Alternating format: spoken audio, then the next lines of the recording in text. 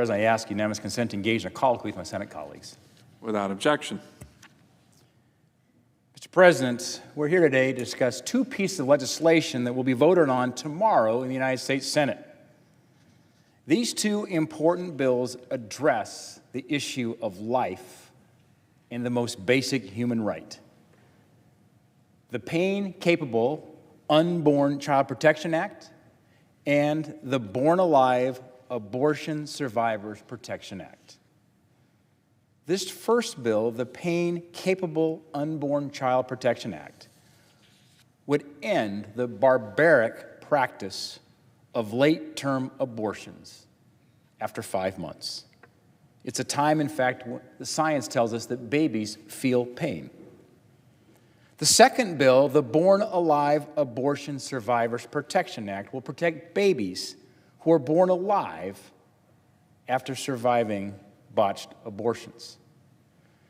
These back-to-back votes will present an opportunity for every senator, and more specifically for nearly every one of the Senate Democrats, to show the American people whether they believe there are any limits to radical abortion practices.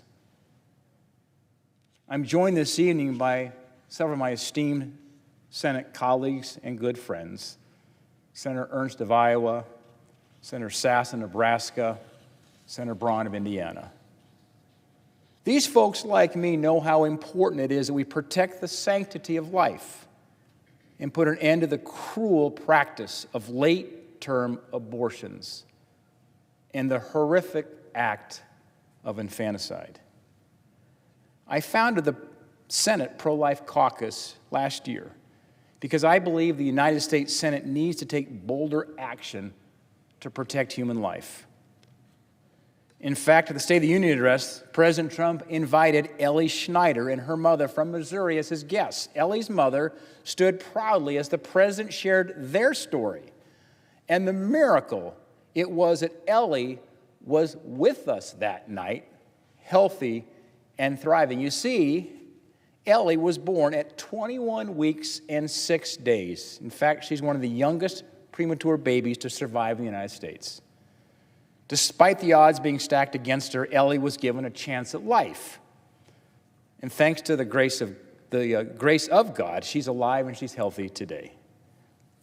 Ellie's story and the stories of so many others like her underscore how important it is that we put an end to this very cruel practice of late-term abortion. It's heartbreaking to know that here in America, the United States of America, nearly 12,000 children a year are lost to late-term abortions. At 20 weeks, science tells us these babies can suck their thumbs, they can feel pain, they can yawn, they can stretch, they can make faces. In fact, if you have a smartphone, if you're watching tonight, just Google 20-week baby. 20 W-E-E-K B-A-B-Y. Here's one of the images that will show up on your smartphone. That is what a 20-week baby looks like. It's unconscionable that preborn babies after 5 months of pregnancy can be killed, even though they're capable of feeling pain. In fact, during this age, preborn babies are oftentimes given anesthesia if there's fetal surgery involved. Now, here's one of the shocking statistics. The United States is only one of seven countries in the world, which include North Korea and China, that allow these barbaric late-term abortions after 20 weeks. That's the list we don't want to be on, but we are. As Americans, we must strive for better. And this isn't political. This is about working to ensure that every single child has a chance at life. The Pain-Capable Unborn Child Protection Act, this is a common sense bill and has overwhelming public support. Do you realize public attitude and opinion on abortion and late-term abortion keeps swinging in the pro-life direction? Why is that? Well, perhaps one reason is because technology has gotten so much better. 3D ultrasounds give us such a clear picture of what's happening there in the womb. Look at this picture right here. The images are very clear. I believe in a principle that people believe what they discover for themselves. Technology is helping young people see. What we're talking about here is a baby. It's life. 62% of voters oppose late-term abortion. This bill is something that I firmly believe every Republican and every Democrat can get behind. Why can't we at least come together on late-term abortion and banning it? Passing this bill would be a major step forward for the pro-life cause. The next bill we're voting on tomorrow is the Born Alive Abortion Survivors Protection Act. Back home in Montana, this piece of legislation moved through our state legislature up to our governor's desk. It was called the Baby Born Alive Bill. It's the same thing. It mandates that if a baby is born alive following a botched abortion, the doctor must protect that baby and give the same medical care that any other baby would receive. Is that really too much to ask for? Honestly, the fact we're having this debate on the floor of the U.S. Senate is astonishing. And the American people agree. In fact, 77% of pro-abortion advocates believe that babies born alive should be medically protected. Sadly, today, there are states that do not offer protection for babies born alive. In fact, just earlier this month in Colorado, state legislators killed a bill that would grant legal protections for babies born alive after abortions. I'd like to turn over to my colleague from Iowa, Senator Joni Ernst. She's been an unwavering, relentless champion for life. And she's been a dear friend. She's a great colleague, a great leader on this issue of protecting the most vulnerable, these little babies. And Senator Ernst, would you agree with me that Senate Democrats should join us in voting for these common sense bills that protect innocent human life? Absolutely, Senator Daines, and I'm proud to join you on the floor for this colloquy this evening. I will take your place, and I have just a few words that I would love to share on these bills as well and protecting our unborn.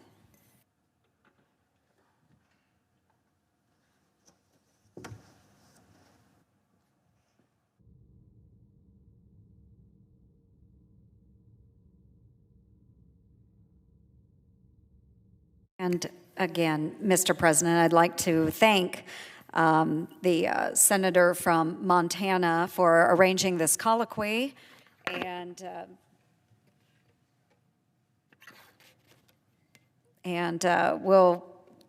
let's make sure that this is turned on. Can you hear? Okay, thank you.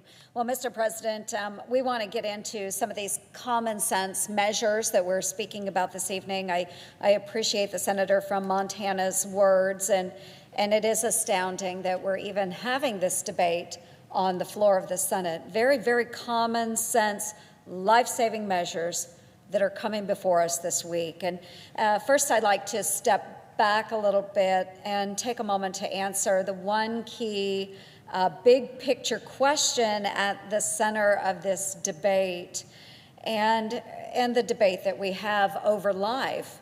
And the basic question there is life valuable?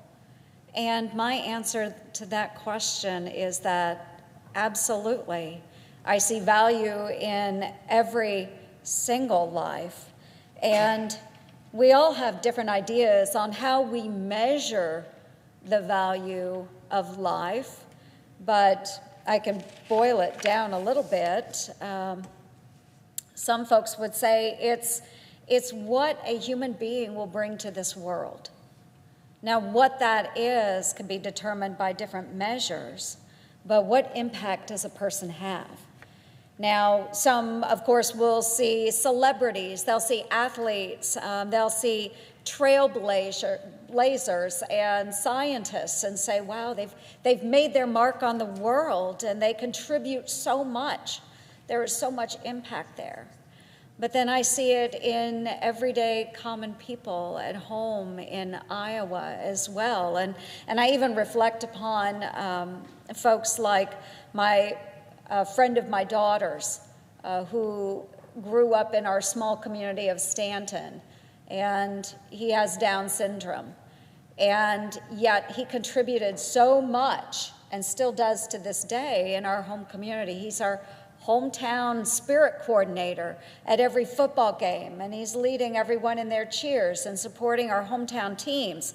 And this young man brings so much joy to everyone. I'd say that his life has made a huge impact on all that know him. And now we can think of the smallest among us as well, that baby in the womb, and how does that baby make an impact? And as a mother, you know, I know that other fellow mothers, they can relate to this as well, but that baby makes an impact even in the womb. The experience of pregnancy can change a woman forever, not just physically, but mentally and emotionally. Women that I talk to, they'll often comment on the amazing feeling and bond that they will have with that child that is growing in their womb. They experience that heartbeat in the womb. And even to the effects that maybe we don't like to reflect on. I remember the swollen ankles that I had in that last month of pregnancy. You know, no offense to Fred Flintstone, but I had Fred Flintstone feet. You know, even things like that we can reflect on. But the impact that having that child carried with me, it changed me forever. I know that other mothers know that.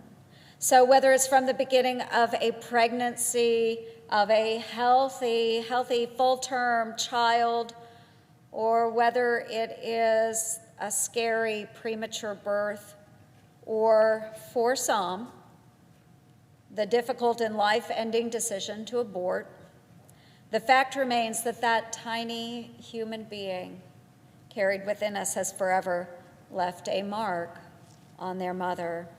And this truth spurs me on to fight even harder to protect the undeniable value that every human life has. Every human life has value. So today I stand with my pro-life colleagues and asking our pro-choice friends, many of whom are mothers and fathers themselves, to meet us in the middle. We may not be able to get on the same page when it comes to recognizing the inherent value that each of these life holds, but surely we can agree that protecting our most vulnerable from painful death is a unifying and a humanitarian cause. So what I'd like to do is just tell you the story of my fellow Iowan, Micah Pickering. Now, Micah is joining us on the Hill this week, and I encourage all of my colleagues to take some time to meet this incredible boy. He will be on the Hill tomorrow. Now, when I first met Micah, he was just a couple years old, and his family brought him into my office, and I had this picture. I had just this picture in my office. And Micah, then 2 years old, he ran over to this picture, not knowing that was him. And he pointed at it, and he said, "A baby." And I started to cry. And I said, "Yes, Micah, that is a baby." Today, Micah is happy, and he's healthy, and he is 7 years old. Now, he was born at 22 weeks. 22 weeks. And that's some of the babies that we're talking about today. They're born at 22 weeks. Now, when Micah was born, he was literally the size of a bag of M&Ms, a tiny baby. Now, folks, can't we all agree that this is a baby? and that babies like Micah, who survived a premature birth at, again, 22 weeks, and we're talking about those that survive, those that are 20 weeks, which is more than halfway through a pregnancy, are deserving of protection. I agree to that.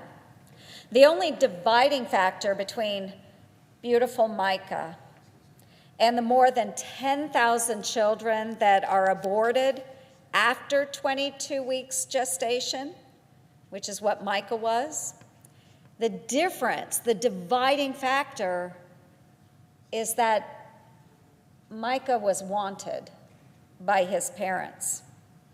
His parents, Danielle and Clayton, saw his inherent value. The Pain-Capable Unborn Child Protection Act is a measure that should meet the approval standard of my pro-choice friends, because supporting this bill means giving all of the Micah Pickerings of the world an equal fighting chance. The degree to which a child of any age is wanted does not diminish their value, and we have an obligation as lawmakers to protect their right to life.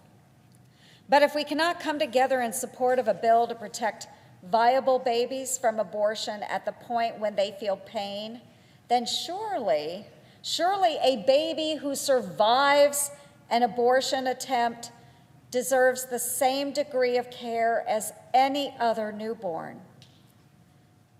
Folks, just think about it. These babies, their lives, they've already survived a horrific abortion attempt and been given a second chance at life. But without us putting the necessary protections in place, these precious babies can literally be left to die. And for those in the medical field who fail to care for these precious newborns, they need to be held accountable.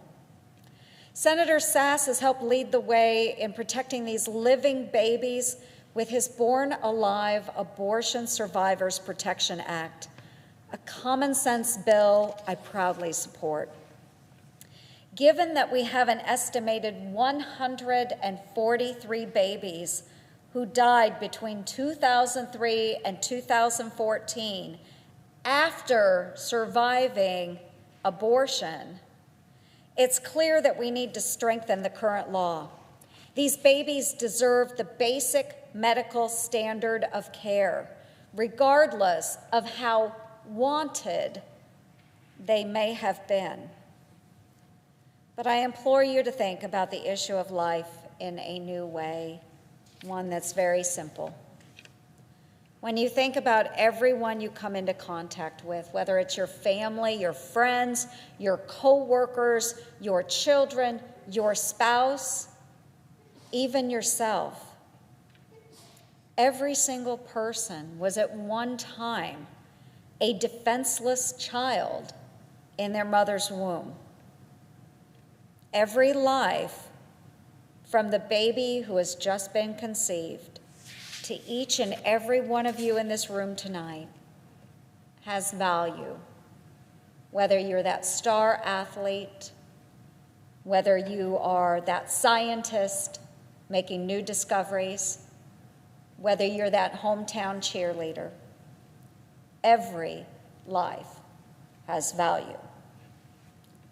And to my Senate colleagues, we've had this debate before, but I ask that you consider these bills with new eyes focused on the inherent value of life. You have the opportunity to save lives, and I hope that you will join me in doing so. And again, I thank the senator from Montana for raising this issue this evening, and I'm proud to be a yes vote on both of these tremendous bills, and I hope that we can get others to join us in that effort. Thank you, Senator.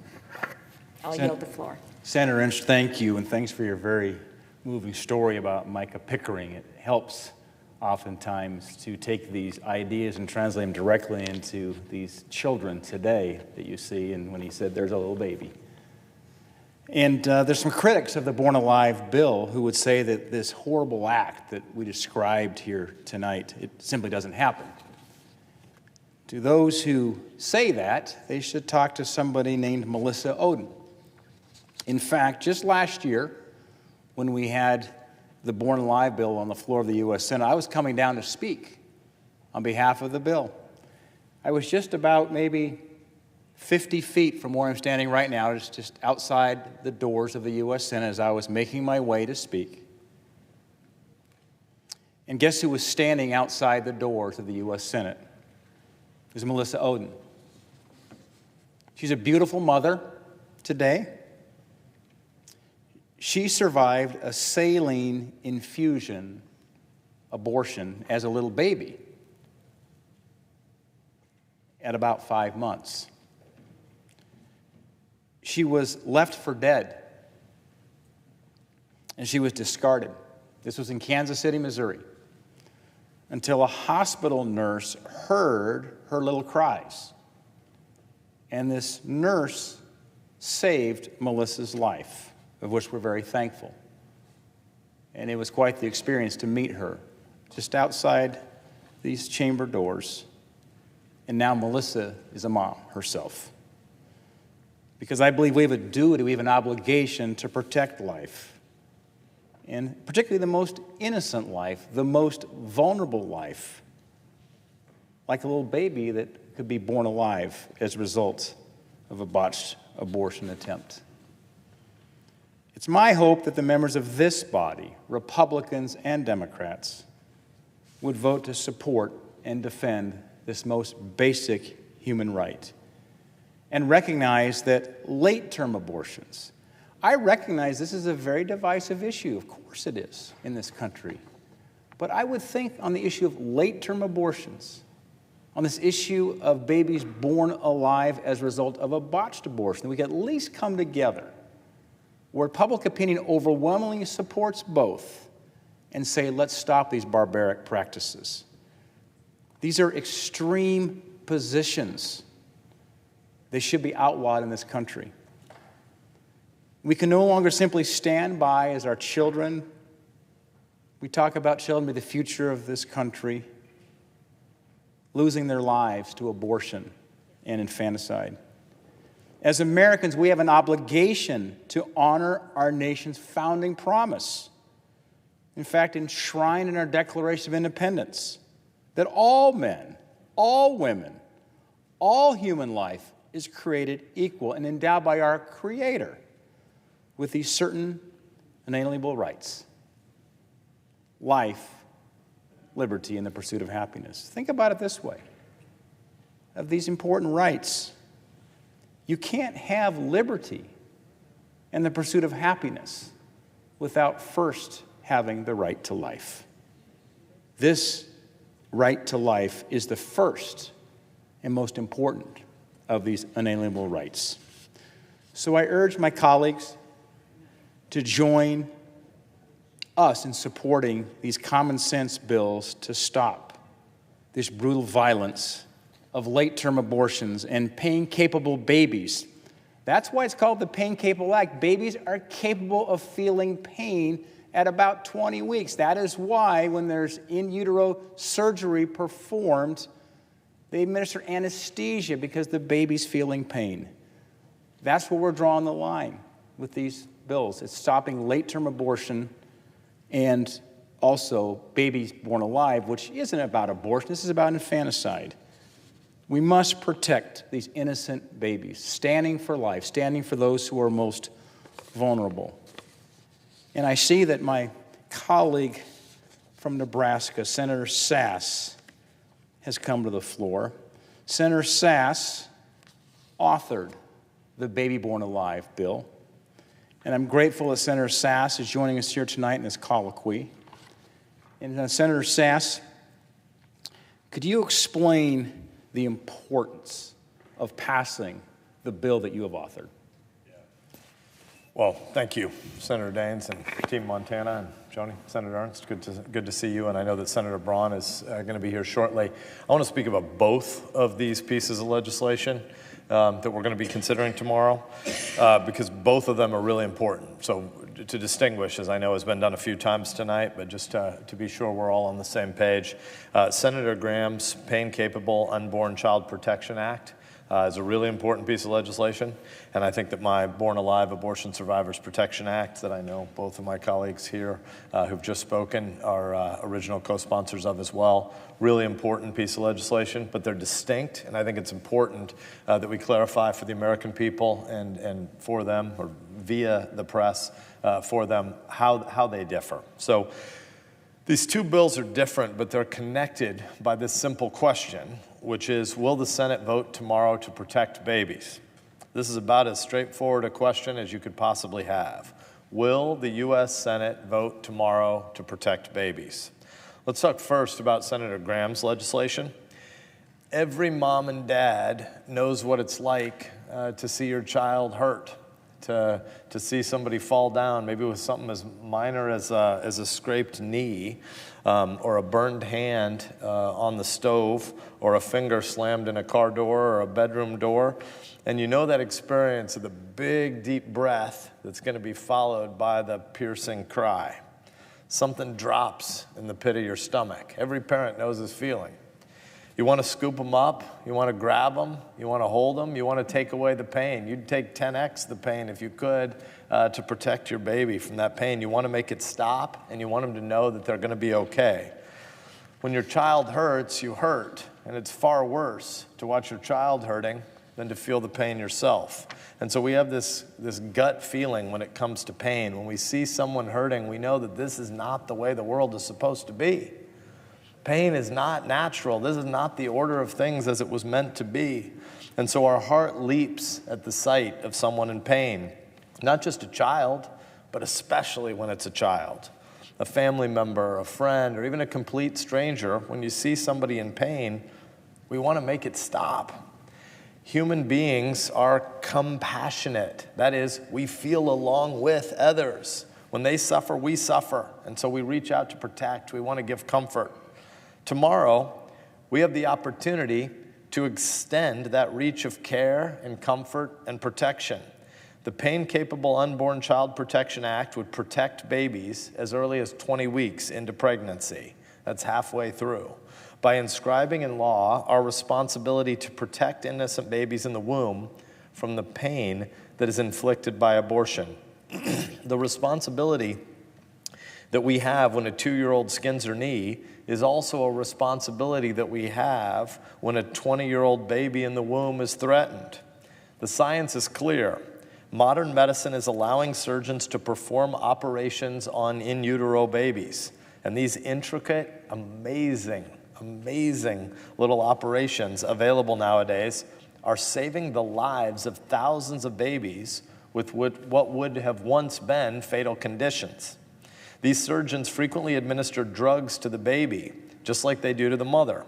These doctors are treating 2 patients, not just one, and they do everything in their power, not just to advance the health of both of the patients, but to protect both of the patients from pain. They want to be sure that both patients are safe and comfortable and as well cared for as possible.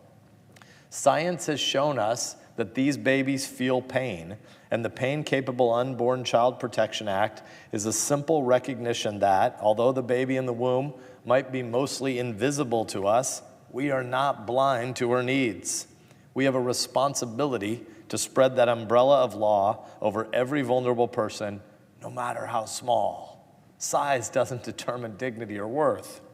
So the question before us tomorrow is, will the U.S. Senate vote to protect these babies? It's pretty simple.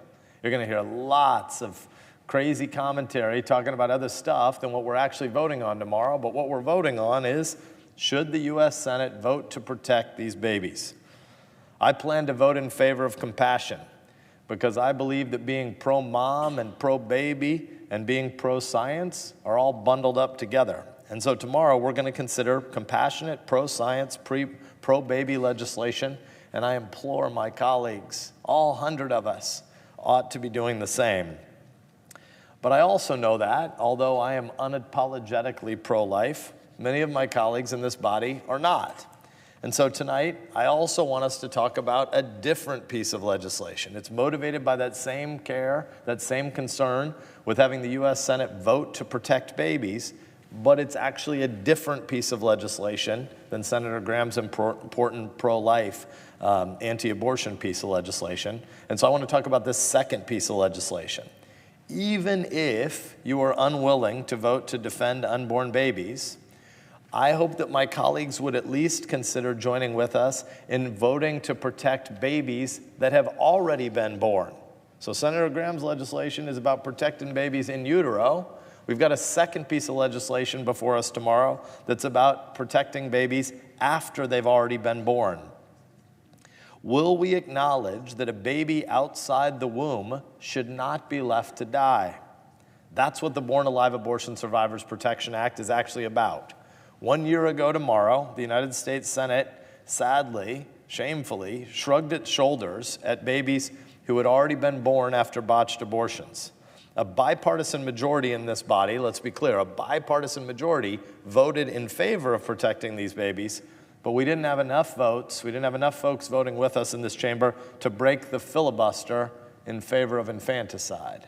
That's what happened a year ago tomorrow in this chamber. Today, there's nothing in our federal law that criminalizes the denial of care to a baby that survived an abortion. So when a baby lives through an abortion procedure and ends up born and is outside mom, there's nothing in federal law that criminalizes denying care to those babies and allowing her to die, allowing her or him to die. And we have to change that. So this second bill tomorrow is not actually about abortion. It's not about Roe v. Wade. It's about something different. It's about what happens after an abortion that didn't succeed in terminating the baby's life. And so when a baby survives and is lying on that table, cold and naked and alone, what does our society do? Are we a country that protects babies that are alive, born and outside the womb after having survived a botched abortion? Are we a country that says it's okay to just sit back and allow that baby to die? That baby that's fighting for life, is it okay for us to just let that baby die? It's a plain and simple question. And we all know what the right answer is. There are hard calls that we consider in this body sometimes. There are a lot of gray issues. This isn't one of them. This isn't a hard call. Since last year's vote, we have brought before this body testimony from medical experts who have been involved in abortion procedures, who've had in their hands 1-pound little babies that had survived abortions. That was the purpose of the Senate Judiciary Committee's hearing on this bill 2 weeks ago. In that, we heard testimony that made clear why this bill is necessary, and it made clear that the other side actually can't confront the arguments head on. That's what happened 2 weeks ago in the Senate Judiciary Committee. We were looking at the text of this bill. We had in front of us medical experts who had the experience with people who had babies who had survived abortions, and they talked about what happened in their clinics. And everybody who spoke against the Abortion Survivors Protection Act didn't talk about the bill at all. They talked about all these other things. Some of them are actually hard debates, but none of them had anything to do with the legislation that we were actually considering. That's because they couldn't actually defend opposing a bill that's purpose is simply to prohibit infanticide. That's why Planned Parenthood, NARAL, and the big abortion doctors lobby resorted to simple misinformation. That's all the hearing was by those who were opposed to the legislation. They say that what we're trying to do is prevent something that doesn't happen. That's not true. That's a myth.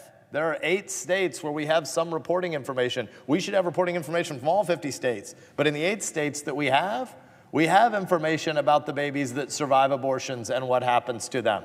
They wouldn't confront those facts, so they just made these blanket statements that this legislation deals with something that doesn't happen. But it does, which is why we had a hearing, why we brought in experts, and then they talked about, the opponents of this legislation talked about completely unrelated things. They said, there are no such things as abortion survivors. We'd like to introduce you to some of them. Perhaps they should also consult the CDC's records. Of the several states I mentioned, there were 8 that report data on survivors. Or they should talk to the Abortion Survivors Network. They should look into the eyes of spouses and friends and neighbors and coworkers and parents who are abortion survivors, and they should try to tell them that what we're doing is pointless or a waste. They can't do that because their position is morally indefensible. Who are the spouses and friends and neighbors who are not here today because they did not receive life-saving medical care in their first moments of life? The terms of the Born Alive Abortion Survivors Protection Act are simple. A child born alive during a botched abortion would be given the same level of care that is provided to any other baby born at that same gestational stage. That's it. That's all the second piece of legislation we're going to deal with tomorrow does. It says when a baby survives an abortion, that baby should get the same level of medical care that's provided to any other baby at the same stage of gestational development. That's all it does. It doesn't create, as opponents charge, some mandate to prolong the suffering of a dying child. It doesn't do anything like that. It simply says if a baby survives an abortion, it has to get the same level of medical care that would be provided to any other baby at the same stage of gestational care that had a parent present that wanted that baby. It doesn't force a doctor to do anything that violates medical best practice. It simply says that a baby who survives an abortion is a baby and should be treated as such, as a baby, with care and compassion. Do senators in this chamber believe their own campaign slogans? Our colleague from Vermont, who's on the verge of becoming the standard bearer for the Democratic Party in our country, has declared that, quote, the mark of a great nation is how it treats its most vulnerable people. Senator Sanders is right. America is dedicated to the proposition that all men and women, all boys and girls are created equal, even the littlest ones, even if they happen to come into the world in the most horrific of circumstances, even if they're crippled or inconvenient or unwanted. America recognizes the immeasurability, the immeasurable dignity of every human being, regardless of race or sex or creed or ability. If we're hemming and hawing about whether it's okay to let children die of neglect, we know we've lost part of our soul. Tomorrow, we have a chance to recognize and secure the dignity of some of the most vulnerable members of our society. We have a chance to protect those babies who come into the world under the worst of conditions, and we have the chance to extend to them the possibility of life and of love. Tomorrow, we can speak up for the voiceless. We can defend the defenseless. We can come to the aid of the innocent. This is not about Roe. This is not about politics. It's about a simple question. Will the United States Senate tomorrow stand for the proposition that babies are babies and they deserve care? Will the Senate vote tomorrow to protect babies? And I would like to defer to my colleague from the state to the east, Iowa, Senator Ernst. Great. And thank you, Senator Sassen, great senator from Nebraska here. And want to thank you for joining in the colloquy and for authoring the bill that would save these babies that, as you described, are born in horrific circumstances. But a baby is a baby, and it's undeniable. And so I do hope that we have a number of our friends and colleagues from across the aisle join us tomorrow in that vote and say that, yes, this is a life that deserves dignity and a chance, an opportunity. That's what we're asking for. So thank you very much for your great work there. We will continue our colloquy. We have another speaker that is joining us from the great state of Indiana. I will yield to the junior senator.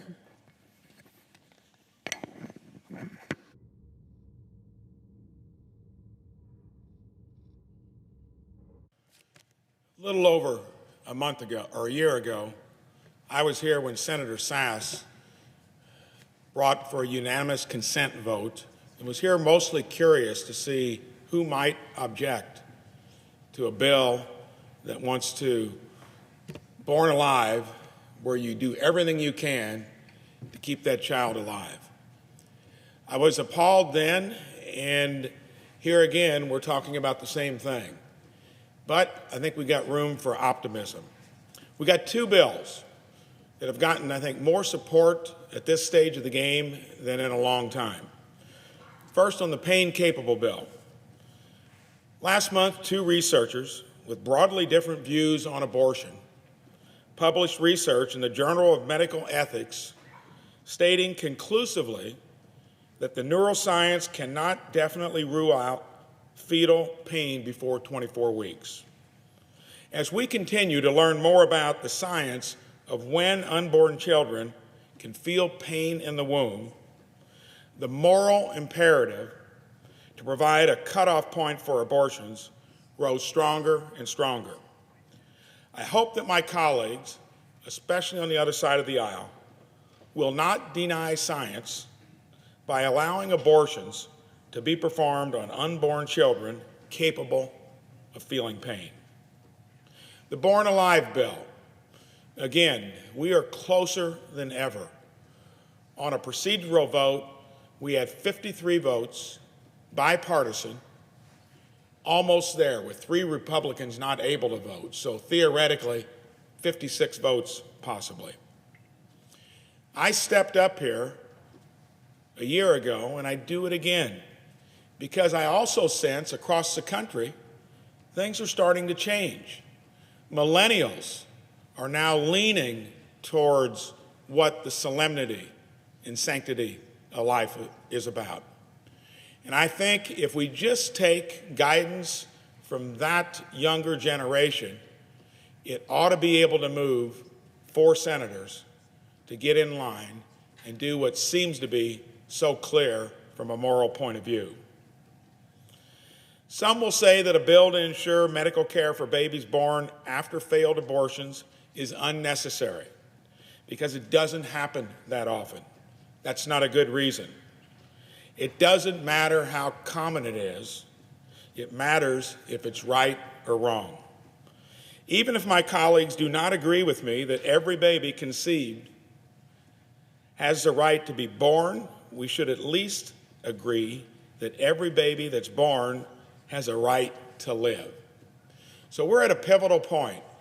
And you go back a few years, 2015, there were 36 votes, 38 in 2015 for this same bill. 2017, 36. A little over a year ago, 53 or 56, however you want to look at it.